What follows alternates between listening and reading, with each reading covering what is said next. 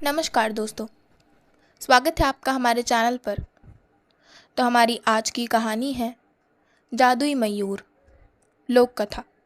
तो चलिए शुरू करते हैं। बहुत दिनों पहले की बात है। एक शहर की ओर जाने वाले पथ के किनारे एक सराय खाना था। उस पथ से शहर जल्दी पहुंचा जा सकता था, परंतु उस पथ पर कम लोग ही आते जाते थे। कारण यह था कि उस पथ में एक घना जंगल पड़ता था। कभी कभी हिंसक पशु पथ पर चलने वालों पर आक्रमण कर देते थे, जिससे पाथिकों की मृत्यु भी हो जाती थी। इसीलिए प्राण भय से लोग उस पथ से शहर जाने में हिचकिचाते थे। जिन्हें जरूरी या जल्दी होती थी, वे ही उस पथ से जान को हथेली पर लेकर शहर जाते थे। उस सड़क पर अधिक आवागमन नहीं था, इसलिए सराय खाने में बहुत कम लोग आते थे। सराय खाने का मालिक अक्सर बैठकर मक्खी मारा करता था। सराय खाने का मालिक अच्छा आदमी था। उसका हृदय दया का सागर था। सराय खाने में आने वालों से वह बहुत अच्छा व्यवहार करता था। उनके आदर सत्कार में कोई कमी नहीं करता था। सराय खाने में रहने खाने के उपरांत अगर किसी के पास पूरा पैसा नहीं होता था, तब भी वह कभी उसके साथ खराब व्यवहार नहीं करता था। अनेक गरीब वहां आते। वे सब जब समय पर उचित पैसा नहीं दे पाते, तब सराय खाने का मालिक उनसे कुछ काम करवा लेता। एक दिन एक पाथिक सराय खाने में रहने के लिए आया। उसका नाम था सामंत। वह जाति का कुम्हार था। मिट्टी की हांडी, भाड़, कलसी इत्यादि बनाकर वह बेचा करता था। वह सराय खाने में आकर भोजनादि कर रात में वहीं सो गया। सुबह लोग चलने से पहले सराय वाले को पैसे देते थे, परंतु उसके पास पैसे तो थे नहीं। सामंत ने सुना था कि सराय वाला अत्यंत उदार व्यक्ति है। कोई उसका गुणगान करे तो वह बहुत खुश हो जाता है। तब रुपए पैसे के लिए जुल्म नहीं करता है। सुबह सराय से निकलने के समय सामंत ने सराय वाले से कहा, सब लोग आपका गुणगान करते हैं। मैंने भी देखा है कि आप बहुत अच्छे आदमी हैं। ग्राहकों की सेवा अपने लोगों की तरह करते हैं। साधारणतः ऐसा कहीं नहीं देखा जाता है। आपको देने के लिए मेरे पास पैसे नहीं हैं, पर कुछ कम दामी मिट्टी के पात्र हैं, लेकिन उनसे आपका पैसा पूरा नहीं होगा। मेरे पास कुछ रंगीन खड़िया मिट्टी के टुकड़े हैं, वे सब मैं आपको दे सकता हूँ। सामंत के मुख से अपनी प्रशंसा सुनकर सराय वाला मुग्ध हो गया। उसने कहा, मुझे इन सब चीज़ों की कोई ज़रूरत नहीं है भाई। तुम्हारे पास पैसे नहीं हैं तो क्या हुआ, तुम जा सकते हो। सामंत ने कहा, रंगीन खड़िया मिट्टी आप रख लें। ये जादुई खड़िया मिट्टी है। बहुत अद्भुत कार्य होते हैं इसके द्वारा। यह कहकर उसने रंगीन खड़िया मिट्टी से दीवार पर एक पक्षी का चित्र बनाया। पक्षी की देह पर विभिन्न प्रकार रंग लगाने से देखा कि वह एक मयूर बन गया है। तस्वीर देखकर सराय वाला बोला, बहुत सुंदर तस्वीर बनाई है तुमने, बिल्कुल मयूर जैसी तस्वीर है। सामंत बोला, और क्या क्या हो सकता है आगे देखिए। इस तस्वीर वाले मयूर को मैं जीवित कर दूंगा। यह कहकर उसने तस्वीर की ओर देखकर 2 बार ताली बजाई। आश्चर्य, ताली बजाने के साथ ही तस्वीर जीवित हो उठी। मयूर अपनी गर्दन को इधर उधर घुमाने लगा। उसके बाद दीवार से नीचे उतरकर अपने पंखों को फैलाकर नाचने लगा।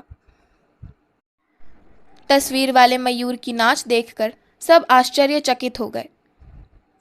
तस्वीर भी जीवित हो सकती है, किसी ने जाना सुना नहीं था। सभी लोग सामंत की अद्भुत क्षमता की तारीफ करने लगे। तब सामंत ने कहा, अब देखिए, तस्वीर का जीवित मयूर पुनः तस्वीर बन जाएगा। यह कहकर उसने 3 बार ताली बजाई। देखते ही देखते मयूर पहले की तरह दीवार में समाकर चित्र बन गया। सामंत ने सराय वाले को कहा, यह जादू वाला मयूर मैं आपको देकर जा रहा हूं। आप जब 2 बार ताली बजाइएगा तब मयूर दीवार से नीचे उतरकर नाचने लगेगा। जब 3 ताली बजाइएगा तब मयूर पुनः पहले जैसी तस्वीर बन जाएगा। यह मयूर आपका बहुत उपकार करेगा। मयूर का नाच देखने के लिए लोगों की भीड़ लग जाएगी आपके सराय खाने में। तब एक बात याद रखिएगा, इस कमरे में मात्र एक व्यक्ति हो तो विपद होगा। मयूर जिंदा तो होगा परंतु तुरंत मर जाएगा। उसके बाद सामंत सराय वाले से विदा लेकर चला गया। उस दिन से सराय वाले ने अपने ग्राहकों को मयूर का नाच दिखाना शुरू कर दिया।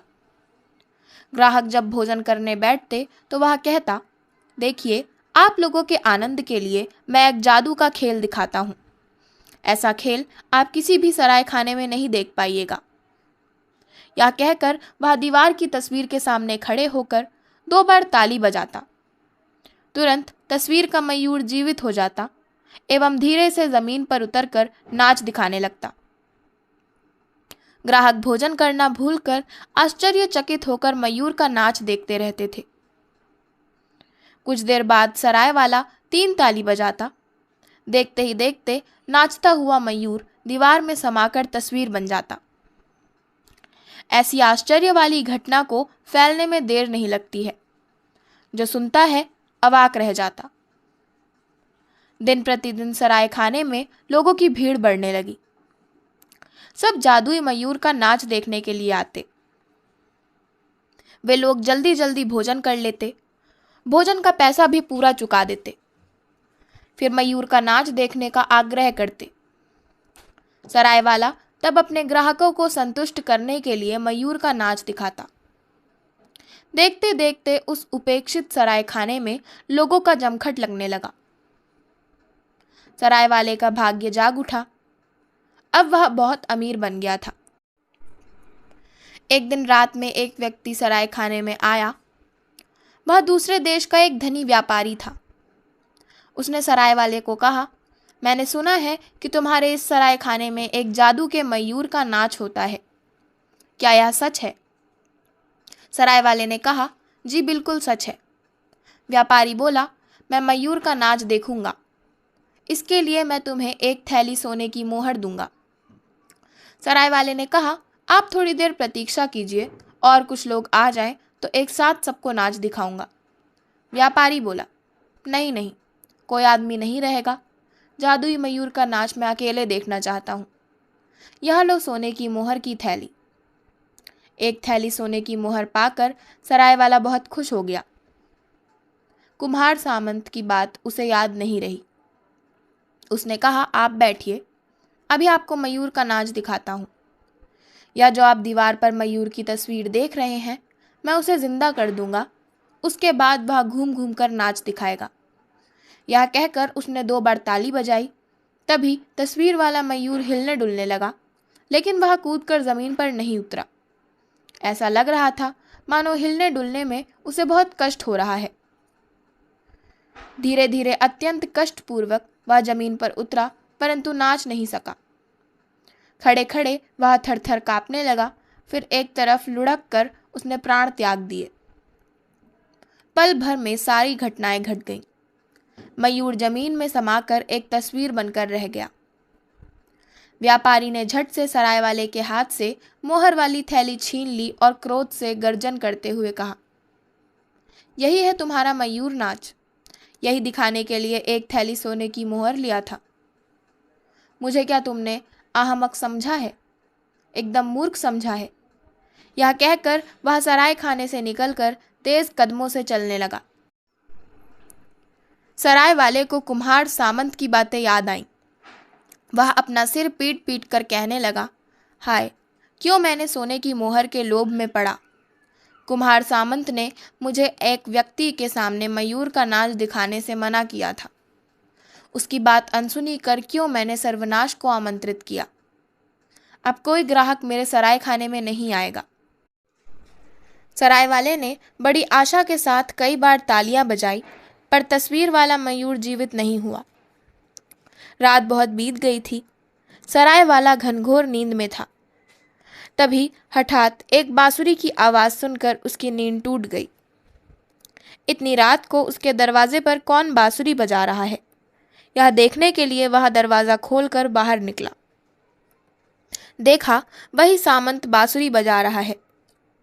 खुले दरवाजे से वह भीतर आया और मयूर की तस्वीर के पास खड़े होकर बांसुरी बजाने लगा। कुछ ही देर में वह मयूर जीवित हो उठा। वह सामंत के पीछे पीछे चलते चलते रात्रि के अंधकार में विलीन हो गया। तो इसी के साथ मैं अपनी आज की कहानी जादुई मयूर का समापन करती हूँ। आशा करती हूँ आपको हमारी आज की कहानी जादुई मयूर पसंद आई होगी। अगर आपको हमारी आज की कहानी पसंद आई हो तो हमारे चैनल को सब्सक्राइब करें, वीडियो को लाइक करें और बेल आइकन दबाना ना भूलें। धन्यवाद।